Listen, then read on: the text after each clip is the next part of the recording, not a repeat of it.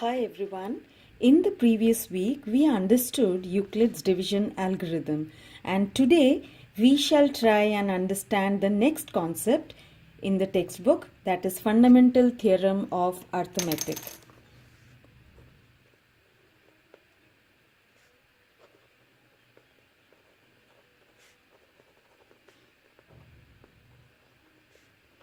Of arithmetic.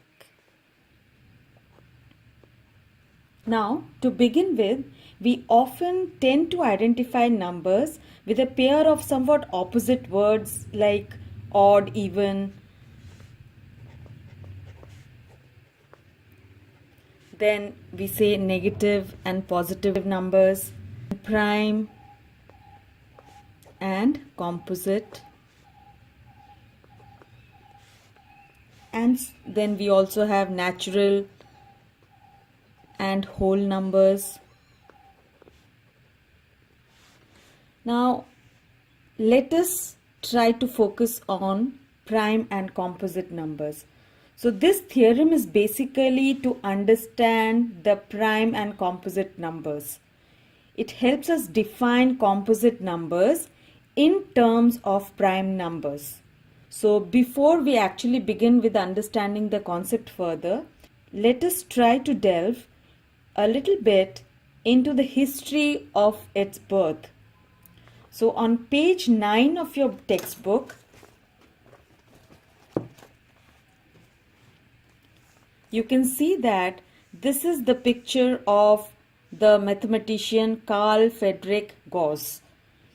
He was a German mathematician in the 18th century who was known as the Prince of Mathematicians, and is credited with the first correct proof of fundamental theorem of arithmetic in his book Disquisitiones Arithmeticae. But interestingly, the theorem was also probably first time recorded as proposition 14 in the 9th book of Euclid's Elements. Now, here is a small trivia. Did you know that Carl Friedrich Gauss, Archimedes and Newton are known to be the three greatest mathematicians of all times, and all three of them were also scientists? And now let us get back to the fundamental theorem of arithmetic. So just like any other theorem, this theorem will also have a generalization, but as always will not straight away start with the generalization, but instead will take some examples to understand the concept first. So let me take three very simple numbers, say 7, 8 and 9, and let us try to write down the prime factorization as well as try to divide them by some other smaller prime number. So 7, if I try to prime factorize it, it's already a prime number, and we know by the definition of a prime number itself that it doesn't have any other factors other than itself and 1. So 7 will be 7 into 1. And if I try to do the long division of this prime number by any smaller prime number than 7, that is, let's say 2, 3 and 5, then what happens? So 7 divided by 2, 2 3s are 6, remainder is 1. And if I try to divide again 7 by 3, then 3 2s are 6 and the remainder is again 1. And if I try to further divide it by 5, then 5 1s are 5 and the remainder is 2.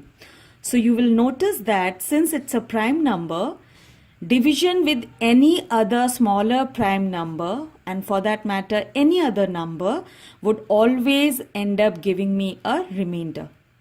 But if I take the number 8, which is the next number, whose prime factorization is 2 into 2 into 2, and clearly it is an even number, so 2 will always be its factor. And so if I try to divide it by 2, then on long division 8 divided by 2 will be 2 fours are 8 and the remainder will be 0. And now if I try to do the prime factorization of the next number taken, that is 9, it is an odd number. So 9 is nothing but 3 into 3. So again, it is clearly divisible by the prime number 3. So if I try to divide it by 3, then 3 3s are 9 and the remainder is 0.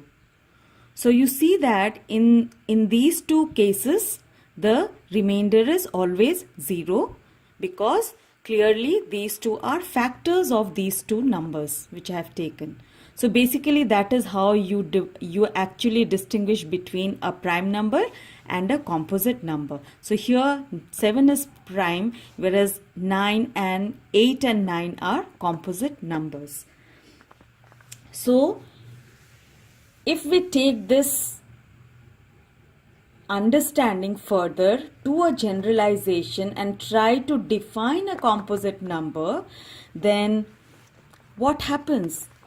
Actually, it means now these two are composite, as I said. That means it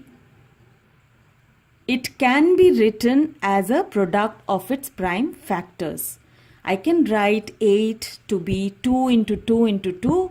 I can write 9 to be 3 into 3. Now these two are little specific cases. Let me take one more case. Now suppose I take the number 6. 6 is nothing but 2 into 3, and it can also be written as 3 into 2. Doesn't matter. But can I write 8 to be 2 into 2 into 2 into say another 2? No. Then it becomes what number? Then it becomes 16. Can I write 9 to be 2 into 3? No. Then it becomes the number 6. And further, in this case, where here the two cases were when both the numbers had the same prime factors. But in this case, 6 has 2 into 3 as the two factors. And when I change the position of the primes, it is still 6. It still gives you 6. So basically, this itself is fundamental theorem of arithmetic, which says that any composite number can be written as a product of its prime factors, where the order of the factors can change, as in this case 2 into 3 or 3 into 1, but the prime factorization is always unique. It doesn't change. It cannot change. No other number in this universe can have a prime factorization of 2 into 2 into 2 except for the composite number 8. So this is basically fundamental theorem of arithmetic. As you can see in the book, we'll just read out the statement. The fundamental theorem of arithmetic states that every composite number can be expressed as a product of its primes, and this factorization is unique. It is unique, as you can see here. But apart from the order in which the prime factors occur. So the order can change, as in this case we have changed the order of the prime factors. So I hope the concept of fundamental theorem is clear to you, and even the general statement which I just now showed you is also clear. To understand it a little better, let us take an example from the exercise 1.2. So we'll try and discuss the question 6. Sixth question says, explain why, we'll take only the first part. Explain why 7 into 11 into 13 plus 13 and this are composite numbers. Now the moment you get a question which is asking whether a given number is composite or not, immediately you should understand that you have to apply the fundamental theorem of arithmetic, because that is what tells you whether a given number is composite or not. So let me first write down the question. Exercise 1.2, question number 6. first part we'll take. So the given number is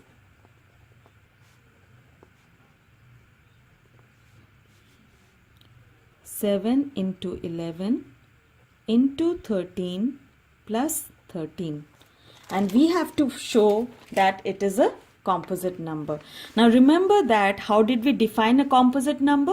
That a composite number is a number which can be written as a product of its prime, which is unique. However, the order of the prime factors can change. So in this case, what is happening is the number is written with two multiplication signs, but there is a positive sign here also. But we cannot use the fundamental theorem for the concept of composite numbers if there are any basic operations other than multiplication. So let us try to change this number into a form where we only have the operation of multiplication. So this number, if I take this part and this part, then common is 13, and from this portion we are left with 7 into 11, and from this part we are left with 1. So I'm just applying BODMAS here, and I've taken out the common factor. So this is 13 into 77 plus 1. This is 13 into 78. This is again a composite number, so we can further prime factorize it. So we'll try to prime factorize it as a rough work. So 78 is nothing but 2 into 39, sorry, and this is 3 into 13, and so this is, so I can write this number now as 13 into 2 into 3 into 13 into 1. Now I can say that this is a composite number. Why? Because as per the fundamental theorem of arithmetic, any composite number can be written as a product of its prime factors. So this is a composite number. Therefore, by fundamental theorem of arithmetic, the given number is a composite number, as it can be written as a product of its prime factors, which is unique. So today's concept will help you with the problems of exercise 1.2, because they are all dealing with this basic concept of prime factorization and fundamental theorem. But don't stop at that, and do more of such applications from other reference books also. Hope it was useful to you. Stay tuned to my channel for more conceptual mathematics videos. In the next week, we shall take up the concept of theorem 1.3 and 1.4, which pertain to the irrational numbers like root 2, root 3 and so on. Share and like the video and subscribe to my channel to support my work. You can also follow me on Instagram with the hashtag experiencesofaschoolteacher, where I post my write-ups on teaching learning related issues from time to time. The link is in the description below. Until next time, love and enjoy the beauty of mathematics. Bye.